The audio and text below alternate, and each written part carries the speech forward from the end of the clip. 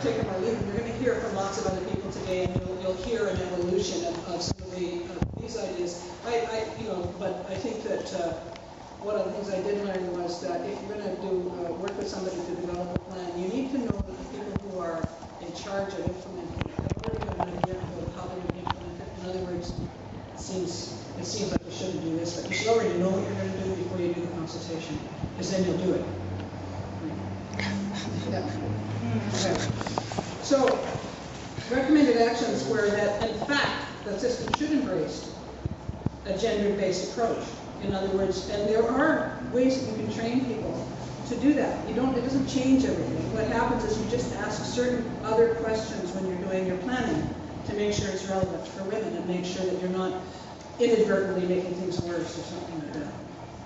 And so there were some suggestions about how to do that and how they could follow through. Now this next one, Provincial Women in HIV Care Pathway, apparently nobody understood what that was. But I think what it was, what I was trying to do, and I really believe this, is that we didn't actually know what we were aiming for women. You know, maybe we could say the same thing for anybody else, but I was looking at women. And so a pathway, to my mind, answers the question, what does this particular woman in front of me in inner city Vancouver or Fort St. James or wherever, what does she have a right to expect of our care support system, social services and health, and from her community after she has received her diagnosis? What does she get? And you could back that up and say, how is it that a woman should access testing in the first place? And that what you do then is you know what you're aiming for as a coordinated system. You say, well, it's not going to be the same if you live in a really small town. You're going to have a slightly different pathway to whatever the supports are that you require. Let's face it, you can't have the same thing if you don't have St. Paul's down the block or whatever it is. But you should be able to figure that out. You know, we're generally speaking, our people are going to get their support. That's what that is about. That's a standard, we call it. I mean, I would call that a standard. The third one is to really work a lot more closely with the people who are generating knowledge. And there was a lot of appetite amongst those people to be brought together because some of the research groups didn't know what the other research groups were doing. Same phenomenon as before. They're so busy with whatever it is that they're doing, they're not necessarily connected in.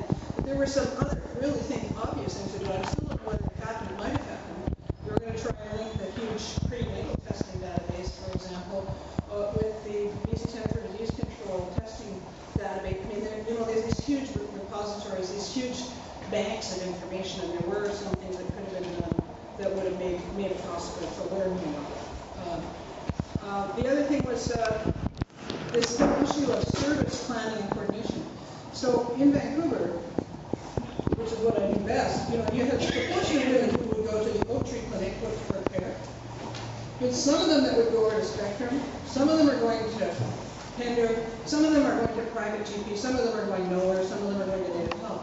There was no sense of coherence among all of that and how those groups work together. In fact, there was a degree of competition or some strange kind of interagency dynamics. Of course, we're human beings, that's what happens. But it seemed to me that there was a lot of room there. You don't spend a lot of time doing it. You have to commit yourself to say, what do you guys do and how does that work and who's missing what? And you can do that. It does make things better.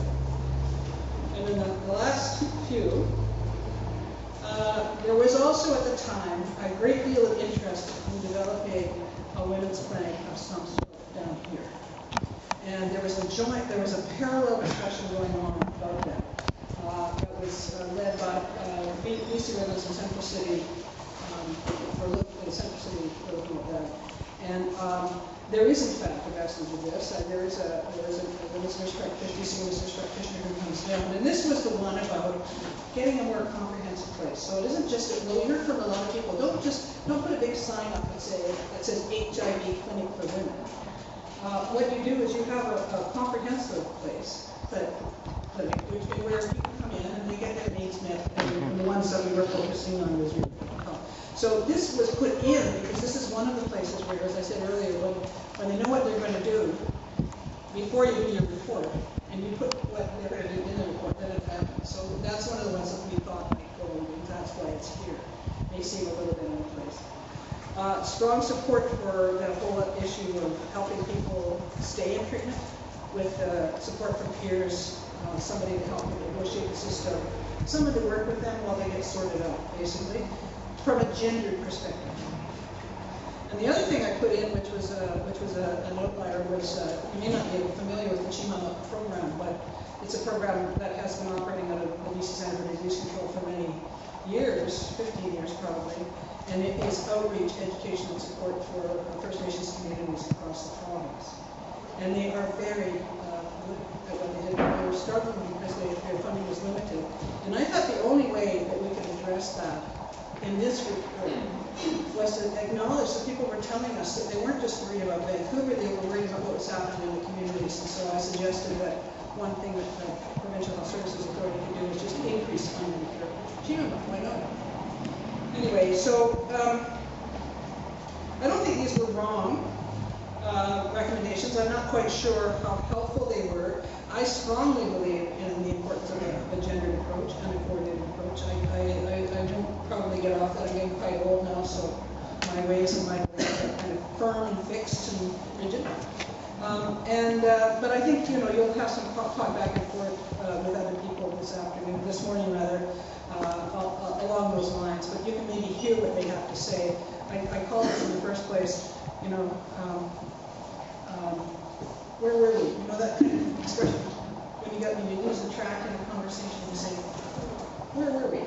So that's what this is about. This is where we were, as far as I'm concerned, 2 years ago. And I think what you're going to hear now is where we are now. So as I said, it's a great pleasure. It is definitely a thrill to be here, and congratulations for getting up so early. Yes.